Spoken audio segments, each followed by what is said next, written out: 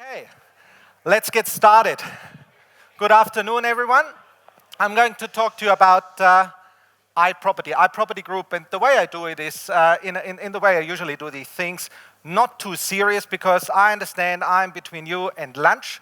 So therefore, I talk to you about cracking the real estate code, and I will give you an answer who this baby is, and I will answer all other questions which are on your mind about this whole topic. So, let me introduce you to Greg.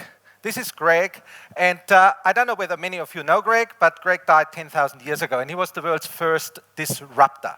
He was a caveman, but he was a smart caveman because he was sick of getting up every morning, not knowing whether his hunting efforts would be successful or not. So if he found something, he had something to eat. If not, he would go in his cave and be very, very hungry. So he came up with something really interesting, which was keeping animals and planting fruits and vegetables. And it's called the Neolithic revolution. That's what Greg came up with 10,000 years ago. If that's not a disruption, what is? And how is that relevant, you might say? It is relevant for our industry because it is the first time assets were used in order to achieve future income. So you store assets for future income. In our world, it's the database, and we'll talk about that in a second. But before I do that, I quickly do a rundown on who we are.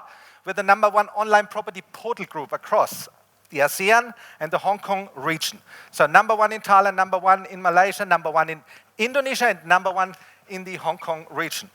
And what you see up there with these sectors, that's our market share, the blue, and out of the total online advertising. We are a growth company. We are growing fast. This year we told the market will grow between 50 and 65%, and we are profitable, cash flow positive. We've got 36,000 paying agents, and in particular, the fastest growing segment for us is the developer segment. I will talk about that in a second, so the property developer segment. We've got 1.2 million people in our database. We also have the best looking CEO and best looking chair. And I know some of you say, is this relevant? It is. It is relevant for my career to say that. Okay, so who is that baby? Actually, that baby is me. I worked at REA Group for 6 years, then jumped the fence and joined LJ Hooker, and then jumped the fence again and joined again a portal. So I've seen both sides of the equation. And that actually was quite helpful in applying the knowledge I gained from one job to the next. So, when I joined REA in 2005, this was the situation. There was $600 million of advertising spent, and less than 10% were online. And people were saying, how on earth can we crack this code? Well, cracking the code. I'm adopting this imitation game theme for this presentation because it's about cracking the code, coming up with the code, like Alan Turing did with the German Enigma. What is the code? What was the code? Very simple. Print. Print, people were spending millions and millions of dollars with print. Online coming in had a massive advantage. It would provide far more leads. 86% of the leads generated by iProperty 86% of all the leads an agent gets comes from iProperty, from online. And what is so important about this online to offline comparison, and you've all heard that, you sign up the agent, you get quality listing. The more listings you have, the more traffic you get. The more traffic you get, the more leads you generate. The more leads you generate, the more agents you get. And it's a self-reinforcing circle. A couple of companies get it wrong. If they are media companies, they bundle it with print and they used to discount online instead of print. They didn't understand real estate or neglected the fact that you need to be #1. That's all past. That's history. That's 10 years ago. And this is the situation today for REA. 900 million advertising spent, 60% is now online. So quite a transformation. Now look at this left bar. I replaced 2005 with the presence, with iProperty Group. We are where REA was 10 years ago. We've got $1.2 billion of advertising spent alone ahead of us, but less than 10% is spent on online. So how do we crack this code? Now, there's a fundamental difference between the Australian market and the Asian market. 3 out of $4 are being spent by developers, property developers. That's why I said earlier, we will talk about property developers in a second. 1 out of 4 is spent by agents. The part which is spent up by agents is very much a model like ARIA has invented 10 years ago. So you can do a Control-C, Control-V, and you make it a bit more specific about the Asian market. For example, mobile, as we all heard, is key. So we give our agents the full back office, the CRM system to use. Now, developers, that's where it gets really, really difficult. First step is, how does a developer customer differ from an agent? A developer sells standardized stock. You know, these buildings which pop up, hundreds of similar units are to be sold. An agent sells one property. That's the number one thing. The agent's property is also already existing. With the developer, it's often off the plan. If it's off the plan, I only can invite you to go out there. We've got the iProperty goggles out there. You can walk around or you can look around in an apartment, and it is so compelling. We had two people starting walking and not realizing they were in the real world still and ran against the table.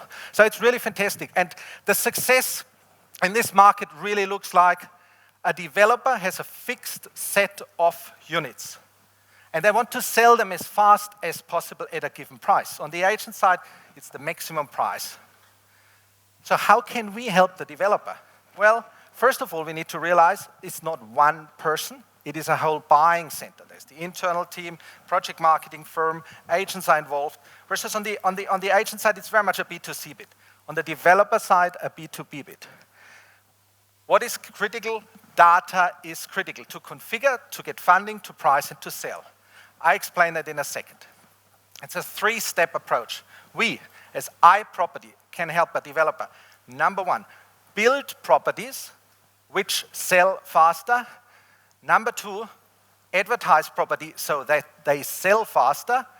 And number three, help them sell properties faster. These three things added together is the code. So data is important. You see outside iProperty IQ, we tell a developer, in this spot where you're going to build a development, 2-bedroom apartments are far more looked after than 3-bedroom apartments. How do we know?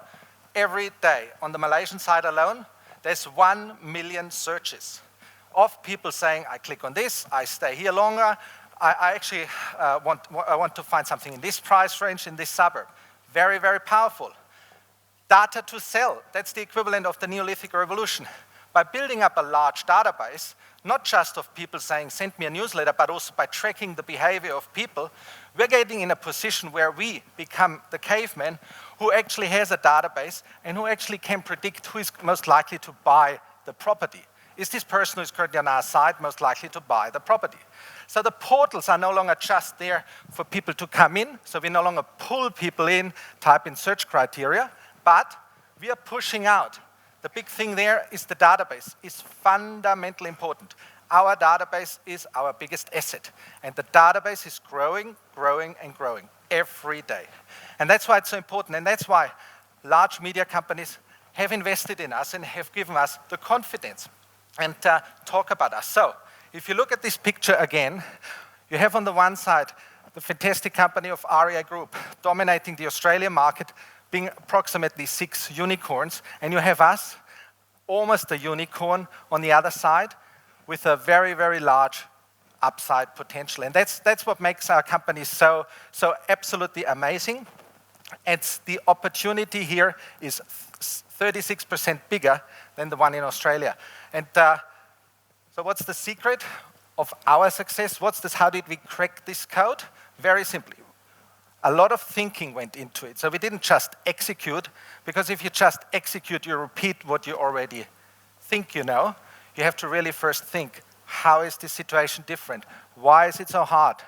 It was hard for the first couple of years to break into that code. Then also the confidence. You have to have a belief in yourself and you have to execute well. Fun is critical, and courage. And I think we have a lot of fun and a lot of courage, and I would like to thank the people who helped me put this presentation together, in particular Yvonne, for these beautiful slides. She's sitting over there, but she won't change companies. She stays with us. Thank you very much. Have a great evening.